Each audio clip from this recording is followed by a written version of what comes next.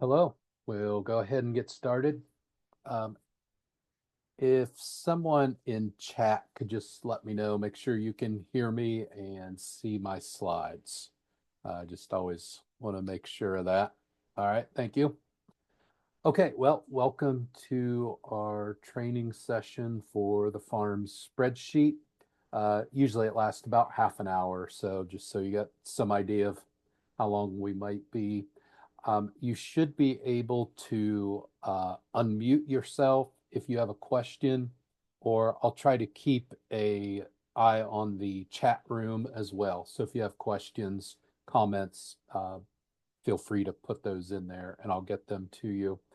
What I've got planned is we'll go through a few of the points on what farms is, and then I'll bring up the spreadsheet, give you a brief demonstration, and then I'll give you a link where you can download the spreadsheet to your own computer and start using it any way you want to. So again, if you have questions, speak up or go into chat. Happy to take those questions and address those for you. Before we get started, I do want to just recognize our partners that we have. We're able to do much of the work on farms through a grant through the North Central Extension Risk Management Education. So I want to thank them for their financial support, and also our Ag Law and Resource Program at Ohio State is provided financial support from the National Agricultural Law Center. So they've been a good partner with us as well. And then also Make Hay Consulting. They've helped us roll this out and are doing some training and have put some training videos on YouTube, which I'll be sure to show those to you as well. Okay, so with that, let's get started. So what is farms? Um, about 2 years ago, my colleague David Marison and I were brainstorming about how we can be more effective in providing farm transition education to producers and other people in the agricultural world. And we're talking about it seems sometimes people get stuck because they don't know what information they need to collect for their plan, or they're just not very organized and it holds them up, or maybe it's difficult communicating what they have with the attorney, and that can slow things down, make more expensive. So we're like, how do we, you know, put this in an organized, simple to use manner that may help people move along in their farm transition plan? So thought, well, why don't we put a spreadsheet together with all the information that you may need for a farm transition plan, make it simple to use, hopefully simple to use, intuitive, and make it your own so that you can customize it. It's your program, do what you want with it. So that's farms. And our goal is to get this out to professionals and farmers and let you start using it. And hopefully it helps with your farm transition planning, particularly with the progress of your planning. A couple points there. So the spreadsheet has about 20 tabs. It is extensive. So my wife uh, put all of our information into farms, and she's a very detailed person, and it took her many hours to complete that. But my point here is not everyone needs to fill out every cell and every box in the in farms. Some people may find it helpful just to get names and addresses of beneficiaries and executors, but it's a good start.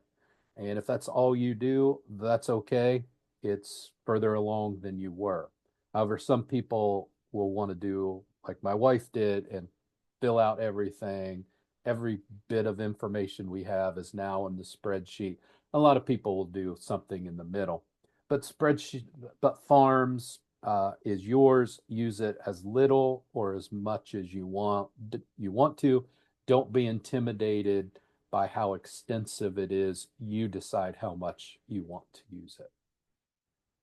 So Farms is an Excel spreadsheet. So you will need Excel on your computer and a basic understanding of how to use Excel, how to do drop-down menus, enter information into cells, and then maybe some very simple formulas, just add or divide, something like that. Also, Farms uses macros. So macros are little computer programs that run in the background, and I'll show you a few of those or demonstrate them for you and how they help uh, Farms work. But you do need to turn macros on. You need to enable those, and I'll show you that once we get to the spreadsheet. Also, uh, we would recommend you do not email the Farms spreadsheet. Two reasons for that. One is once you get information in there, it would be really easy for somebody to grab that spreadsheet and commit identity fraud. So I don't think we want the completed spreadsheet floating around on the internet. The other thing is some email applications scan for macros and they'll turn the macros off or whatever they do causes problems. So we would recommend don't email Farms. If you need to transfer it to a person or from computer to computer, either use a flash drive or a cloud storage like Dropbox. Okay, who can use Farms? Anyone. So we're still kind of what I'm calling the beta version. We're still testing it out, getting the bugs out and, you know, anything that may not be exactly right. So it's not necessarily available to the public, but you all have expressed interest in looking at it. So we're going to get it to you. And then as you use it, we'll follow up with a survey, just a short survey saying, are you using it? How's it look? Do you have any suggestions to improve it? And then probably this summer sometime, we'll just make it public. Anybody and everybody can get on to use it. So right now it's kind of a limited release, but we're not using passwords or anything like that. So it's sort of public. It can become public, but we're not really advertising it as public. But you're free to use it as much as you want. If you want to pass it along to clients or other people, feel free to do that. Is there a cost to use Farms? Well, nothing is free, is it? But this one's pretty close. All we're asking is fill out a short survey before you use it. I'll give you that link at the end of the presentation. If you can go on there, it'll take you a minute to fill out. Other than that, Farms is free. We are not charging a fee to use it at this point. How do you obtain Farms? I will give you the link and you can just download it on your computer at the end of the presentation. And what do you need to do? Again, use it. And then when we send you up a follow-up evaluation, we just ask you to respond to that. So then keep in mind, this is just a beta version. We're still just getting the bugs out of it. I think it works pretty well, but anything that you might see as you're using it, you know, a cell, it doesn't have the right format or something, just little things. You can always email me, let me know. I'll make sure I get that fixed. Okay. So those are the only comments I have on that. Let's move over to the spreadsheet. See if I can figure out how to get it saved or shared.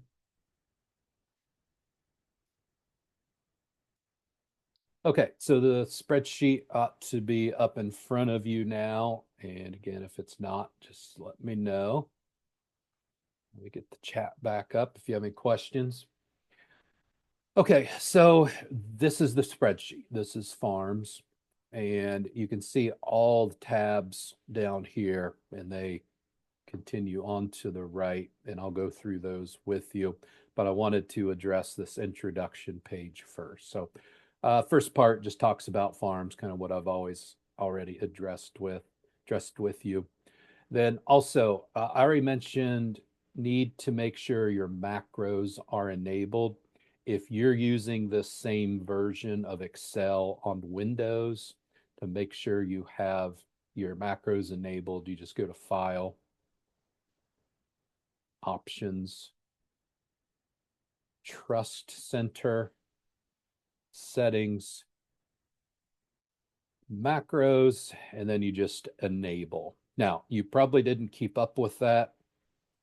I have put a short video. It's not my video, but this is linked to a short video on YouTube, and it'll show you those same steps. So you can just, if your macros are not enabled, you can click on that, and it's about a minute video will show you how to do that. We talked about safeguarding your information. Uh, if the spreadsheet is completed, there's a lot of very sensitive information on there. So we don't want that passed around. I would even recommend maybe password protecting any flash drives you have on it. I talked about who created it. Last thing, what kind of an attorney would I be if I didn't, have some disclaimers and that sort of thing. This is licensed through Ohio State University. Use it as you want, pass it along as you want. We would just ask that you not sell it or license it yourself. I don't think we have to worry about that, but I'm supposed to tell you that. Okay, let's get started with the actual spreadsheet. So the first few tabs here, you'll see they're kind of that orange pink color. These are the tabs for general information. And I've gone in and just put some example information to show you how it works. But pretty straightforward. We just want names, addresses, phone numbers. And what this is for is these numbers will be carried over so that when we're looking at asset information and we need to provide who are the owners and beneficiaries, all these names go over into a drop-down menu, and I'll show you that. So it's important that we get these names accurate. Also, this is really helpful if you take this, when the client takes it to their attorney in particular, and we've got all the names, addresses, phone numbers. We're not having to look it up. When we go to do the power of attorney document and it says that Joe Smith is the power of attorney, all the information is right there. It's really helpful and can save significant legal fees in doing that. So this is a page that I would spend some time on and get pretty accurate. Now, as far as these macros I was talking about, we have them like here, are you married or not? And that we either have one line or two. That's a macro. And I'll show you why that's important later. Then number of children, we can have up to 10. And instead of having all these blank lines that makes the spreadsheet a little messier, a little busier, you just select the number of children you actually need. And now we got a cleaner, shorter spreadsheet. So those are those macros I'm talking about. So we want to put all of our children in, and if you want to have children's spouses in there because they're going to be a beneficiary, a power of attorney, add them in as well. And then we've got grandchildren. You can select up to 20 for grandchildren. And then we've got other family members, beneficiaries. Maybe this is an in-law, an aunt, a friend, whoever might be a beneficiary of your plan.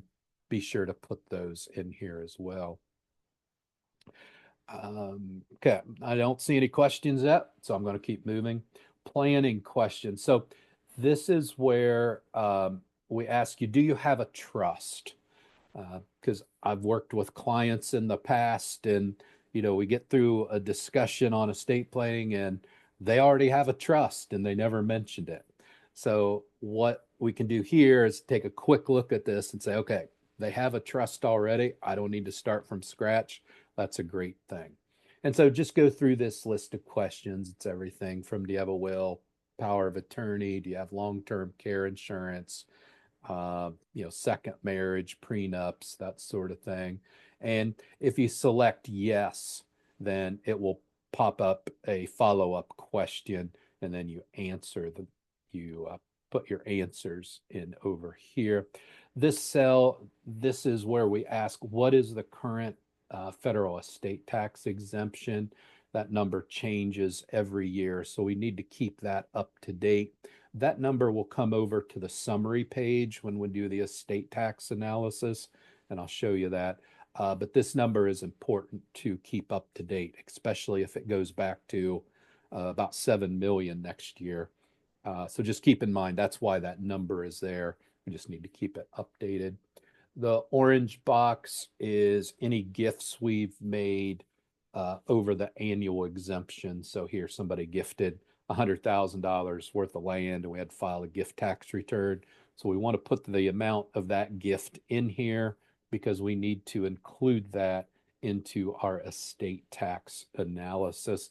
And then down here, any charities that you want to include in beneficiaries, these will pop up on our beneficiary drop-down list. So just kind of a good background information, gifts, and then any charities. So it's pretty straightforward there. Future income, this would be if you anticipate inheriting any significant assets or you've got a lawsuit settlement you're anticipating getting in. It's assets you may not have today, but you're likely to have, and we need to include that into our transition plan analysis and our estate plan analysis.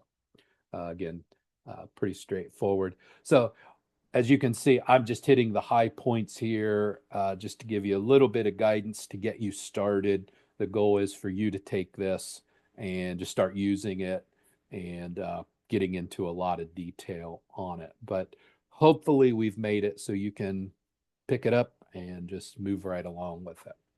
Advisors, just like it sounds, this is where we'll put our attorney and our lender and accountant. This is important for the attorney and the accountant to know. Also for your beneficiaries. A lot of people's beneficiaries, children, executor, whoever it may be, may not know who their lender is, may not know the accountant, may not know the attorney. So good to have all this information on here. Statement of intent. So I say this is kind of voluntary. All the tabs are voluntary at your discretion. But on this one, I found in the past when I've worked with clients that sometimes when they're struggling, we got the on-farm heir and the off-farm heir, and the farming heir is going to get more, and they're worried about hard feelings among children or in-laws, whoever. Sometime having mom and dad write a statement. Here's what we did, why we did. It doesn't mean we don't like you. It's just we got to do this for the farming operation. And then putting that in the trust or will sometimes helps, mom and dad feel a little bit better about what they're doing. You can put that here. And I put an example in there. But this would be a place where if you want to say, okay, I want this included in my will as a personal statement to explain what I'm doing, you can take your time, draft it, put it in here, rather than kind of being under the pressure as the attorney is sitting there waiting for you to tell them what to put in the will or trust. Okay, so those are the orange tabs, kind of the introduction, background, kind of our baseline information. Okay, so now we're going to go over to the green tabs, and these tabs are where we're going to put in, obviously, our asset and financial information. So here I've put in a couple bank accounts already. So you just type in the name and then we have a drop-down menu for that.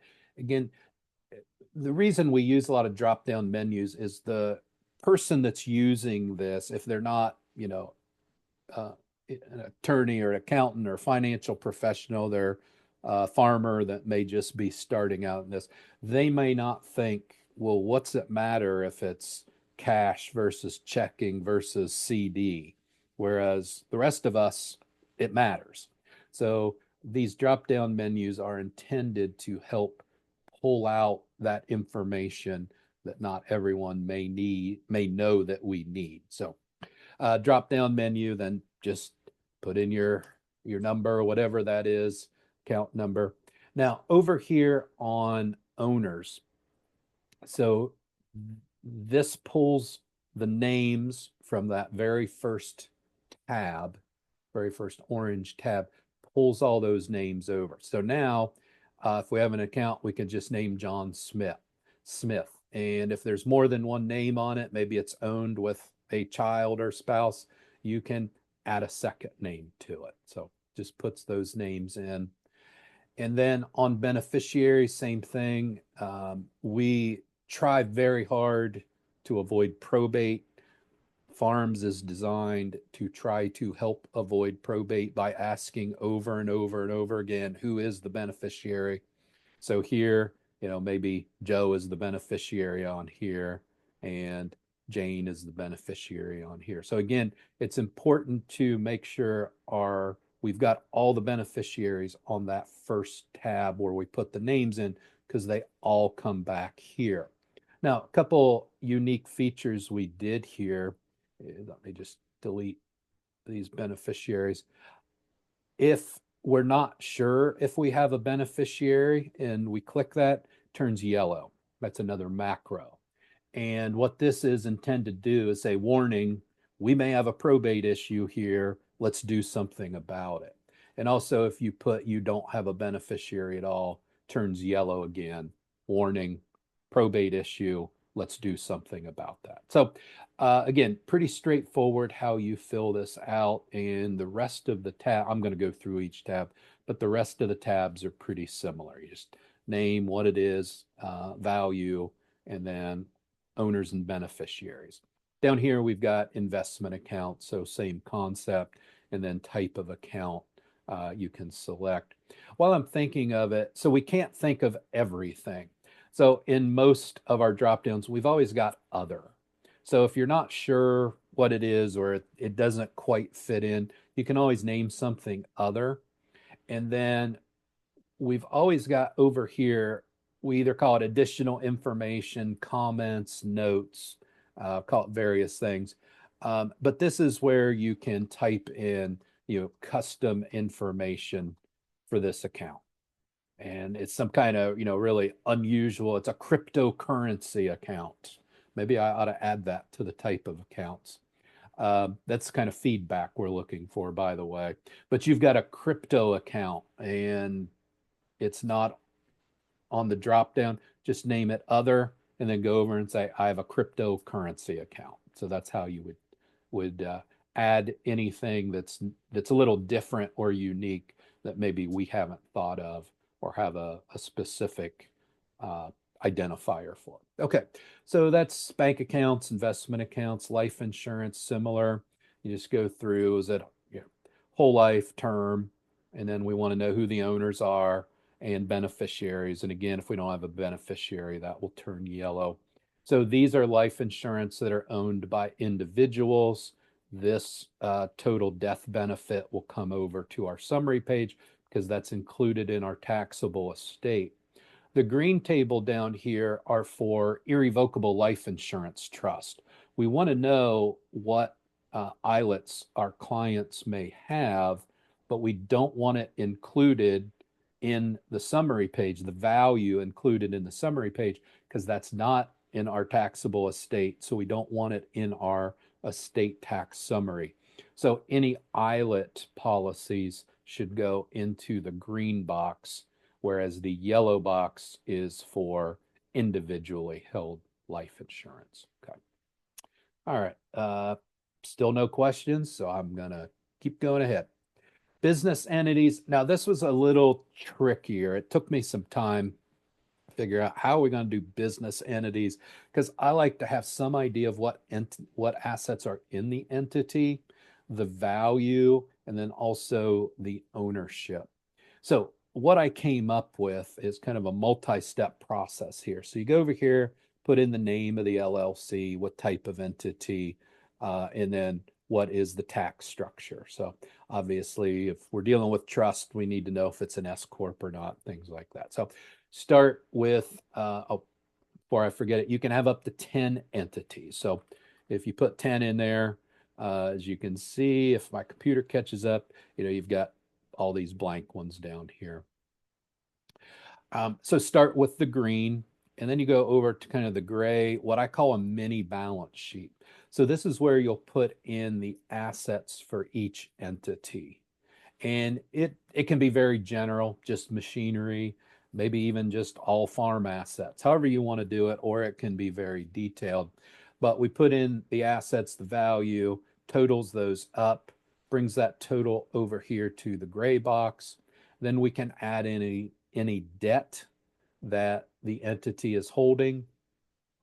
That gives us a net value. Then we can add in an ownership discount. So if you're not familiar with discounts, the IRS allows us to discount the ownership value of closely held companies due to minority ownership, lack of marketability. It's a good way for some farm families to reduce the value of their estate without really giving up control. So it's a practice we use pretty commonly. So we can add in a discount if you would like. So I put in a 30% discount. Now we have the discounted value of the entity. And then we put in who are the owners. So again, we pull all those names from the first page. Here we've got John and Jane being 50% owners. And then their values come over to the summary page. If we put in like a child owning 50%, their value does not come to the summary page. Okay, we're doing this for only the primary client and spouse. So the children's value does not come over. So just to point that out. Okay. Then I did a land LLC, same thing, although here I put the debt in the mini balance sheet and I did not put it over here. Maybe I just wanted to put more detail, or maybe I've got multiple debts that I want to list individually. The main thing is you can put debt here or you can put debt here, just don't put it both places. Okay. And then you can see, again, we've got somebody, we're not sure how their ownership is titled, so we've got a yellow flag popping up. Okay. So that's how we do business entities. Real estate, probably our most important asset to keep track of. This format looks familiar, very similar to our bank and investment and life insurance. As far as calculating the value, I've got it set up so that if you want, you can put in acres times dollars per acre plus, building or improvement values, and it will calculate that for you. Or if you prefer, you can just go in here and put in the number yourself. So either way, you can do that, whichever suits you the best. Then over here, we want to know what county and state it's in. Many farmers are in multiple counties. Parcel numbers, and then the same thing, owner, drop down menu. Is it the primary residence? How is it titled? Is it survivorship? In Ohio, we have transfer on death available to us. Or if we're not sure, we'll get that yellow flag. Okay. All right, so that's real estate that is not in an entity that would be owned by individuals. I like to know, if we go back to the business entity, I know there's $500,000 of real estate in land LLC, but I like to know which parcels those are. One, to confirm we've got them all accounted for, but sometimes in the trust plan, we'll say, even though the land is in an entity, pull out this farm and it goes to that person and so on. So I like to know all the real estate in the entity. So same thing here. We list all the real estate. The difference is up here under the individually owned. That 1.7 million comes over to our summary and estate tax analysis. For the real estate owned by an entity, it does not, because we don't want it double counted. Okay. So put your detailed real estate in here, but it will not be double counted as long as you've already put it on that mini balance sheet for our business entities. Okay. Personal property, titled vehicles, we want in here. We find that vehicles are missed quite often and have to be probated. So we want a pretty detailed list of titled vehicles. These would be personal titled vehicles. Then your personal effects. So anything either of significant value or an asset that you want to go to a specific person. So our toy tractor collection, we want that to go to, well, I put in no beneficiary, so we've got a yellow flag, but the jewelry we want to go to, and you can see how I've done that there. So if you leave this blank, then it's just, everything will go to whatever the will or trust says. But this lets the attorney know, hey, we've got some pretty valuable personal effects we need to deal with, and here's what I need to put in the will or trust to make sure it gets to the beneficiary. Farm assets. So this is where we would put assets that are owned by a person. Again, if we've got machinery and livestock in a business entity, we don't want to put it in both places where it will get counted twice. So if it's already in the business entity, we don't want to put it here, or at least we don't want to put a value on it and count it twice. And then down below are, this is where we would put titled vehicles in the farm name. The reason we did it two different places in Ohio, when we've got personally titled vehicles with spouses, we can avoid probate at the death of the first spouse. So that's why I did it. Here's personal titled vehicles. Here's farm titled vehicles. And my experience, the asset that probably we miss and have to go through probate the most are trucks and trailers on the farm. Maybe they don't even have plates on them anymore, but they're still titled. So we like to have a pretty detailed list there, again, so we can avoid these yellow flags. Other property, this is just a catch-all. So if you own something that there wasn't a category for, didn't fit very well, put it here. If you have 20 bank accounts and we only had 10 lines, put them here. This is just a catch-all, whatever you need to put. And then of course we need our debt information. So I just put in a $75,000 operating loan. Again, remember, if it's already in a business entity, don't put it here, or if you do put it here, just for the information, put the balance as zero. We don't want to cover it twice. Okay, so those are all the green tabs, collecting all of our financial assets. And now we go to the summary page. Okay, so what the summary page does is it pulls all of the information on the green tabs, and it pulls it over and puts it in this column. So the $85,000 worth of bank accounts we put in, that number comes here. Now, it starts as just summarizing each of the different types of accounts or categories of assets. We can provide more detail by clicking that box, and then it will bring up each individual entry you put in. And this is the 50,000 I just put in there quickly. Now we've got all these blank lines. We want to hide those blank lines, and you can click that. So that's one of those macros, again, we're using. So if you want to have a lot of detail as you're reviewing this, you can just do it that way if you want to. And like we can go down here to real estate. Okay. So this is all of our assets, all of our debt that we've put in. Then we come down here, totals it up, and we get a net worth. We're at $6 million. We add back in that prior gift, because again, if we make large gifts, the IRS requires us to subtract that from our federal estate tax exemption or add it to our estate, however you want to look at it. Then we pull over our estate tax exemption because we've got two spouses. I assume we have portability, so we doubled that. And then we do the analysis. You can add in 2032A eligibility. And then we come up with a taxable estate. And the taxable estate is going to be zero because we've got 27 exempt and we're only worth 6. So our taxable estate is zero. Let me go back. I'll put in we hit the jackpot and we've got a $50 million parcel. And I'll show you.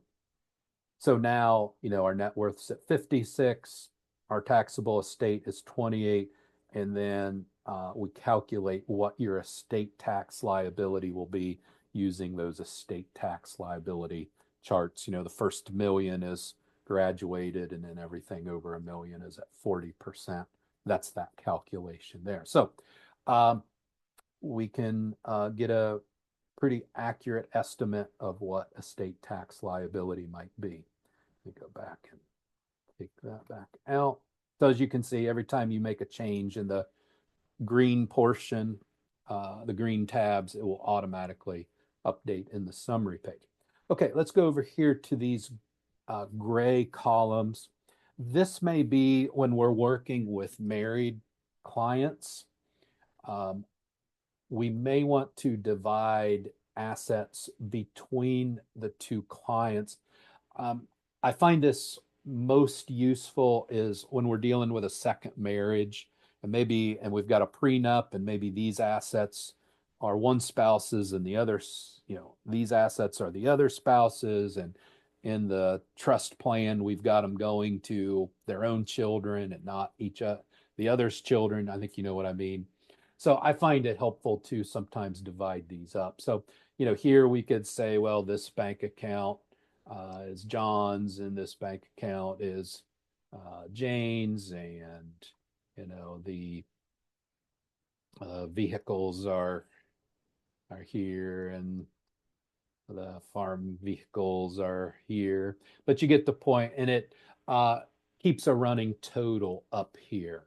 So I just find this helpful, especially second marriage type situations, that we may want to divide the assets up. With portability, if it's a first marriage, may not worry about doing that. And so maybe we just leave these columns blank, and that's okay. So again, like everything else in farms, just use it however best suits your scenario.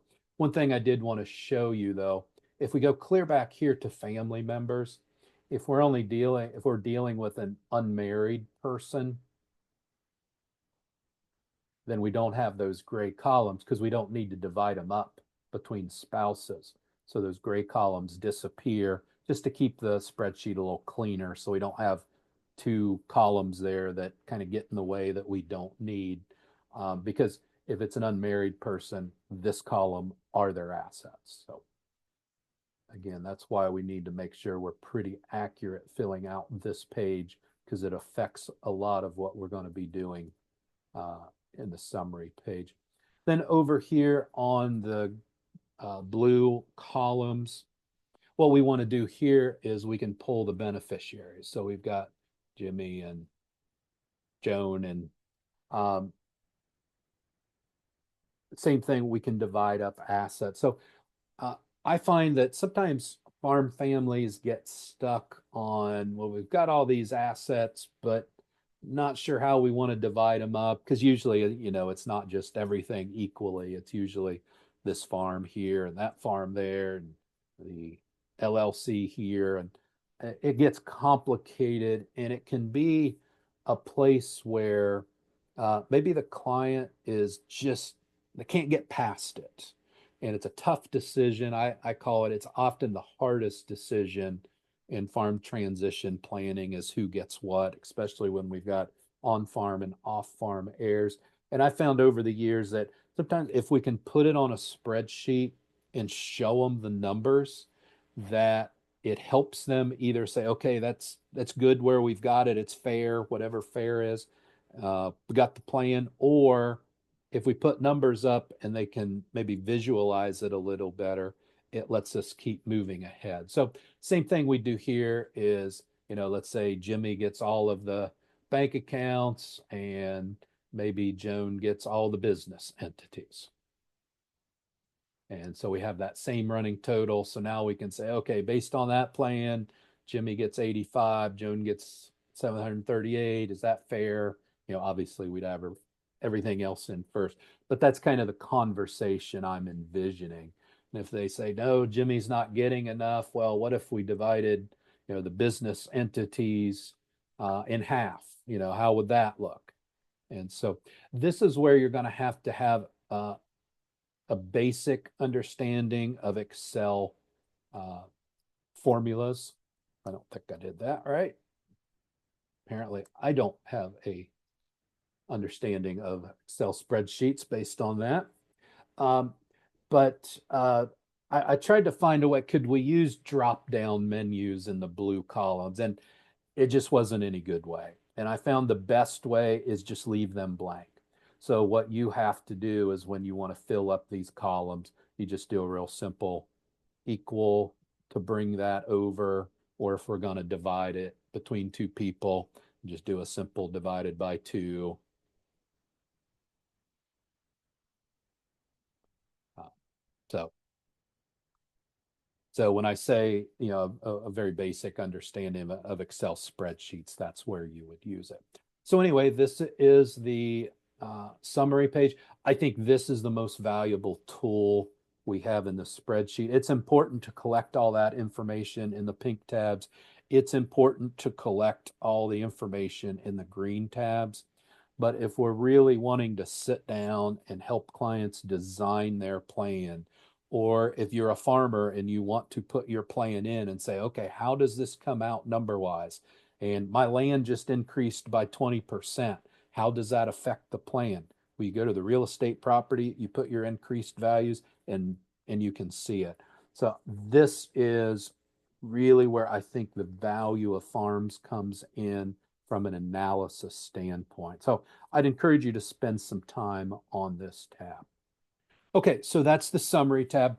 We're going to get through the rest here real quick uh, because the rest of the tabs are just asking for information. Not that it's important information, but like executor, who is the executor for John? Then we've got the primary is going to be uh, maybe Jane, and the secondary will be Joe, and the third will be, so you get the gist of it there. So we want, and then if somebody doesn't know what an executor is, they can click on this link.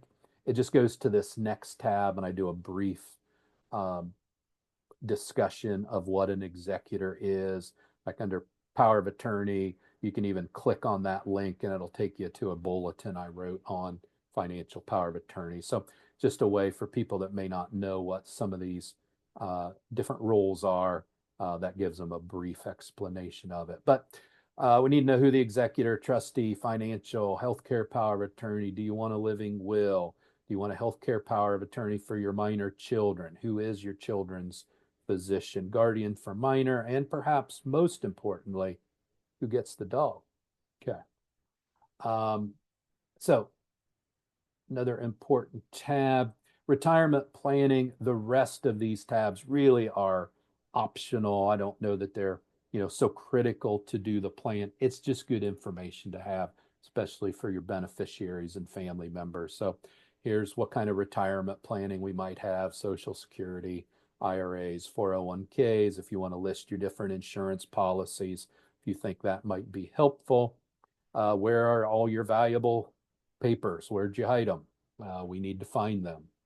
Passwords, so we can get into your cryptocurrency account.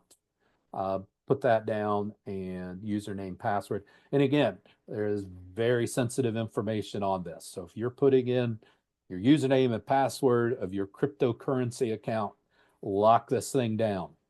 So you all know that, but I just want to emphasize we don't want this just passed around freely, and then any funeral planning that you might want to include. So that's the farm spreadsheet. Again, hopefully it's fairly intuitive. Do we have any questions? We'll get wrapped up here, but I'm happy to take any questions you might have.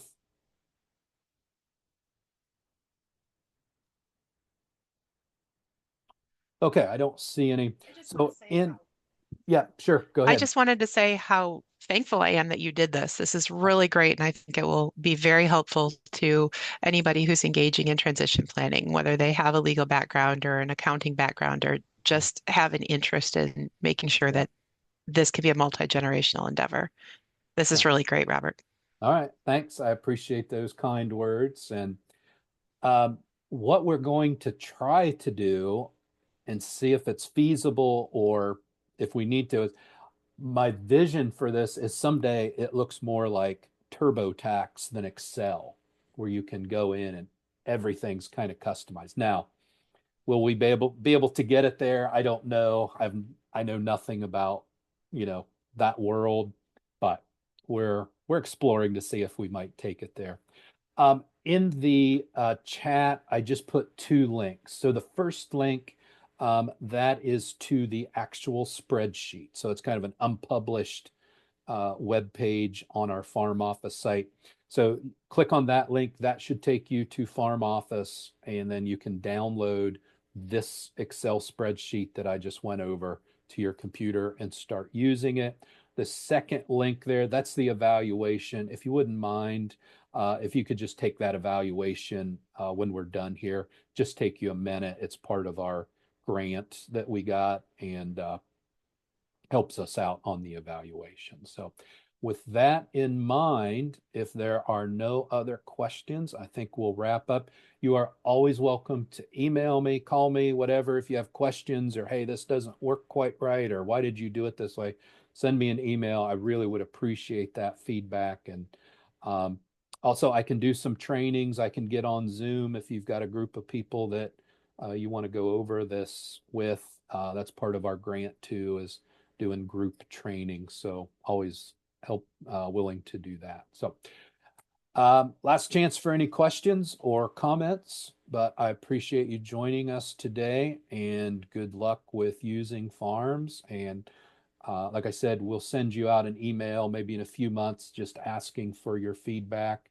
And I'd appreciate if you could fill that out, because we're looking to make it better, and hopefully, this becomes kind of standard and everybody's using it, is what our hope is. So, okay, with that, have a good day, and I will talk to you later. Thank you.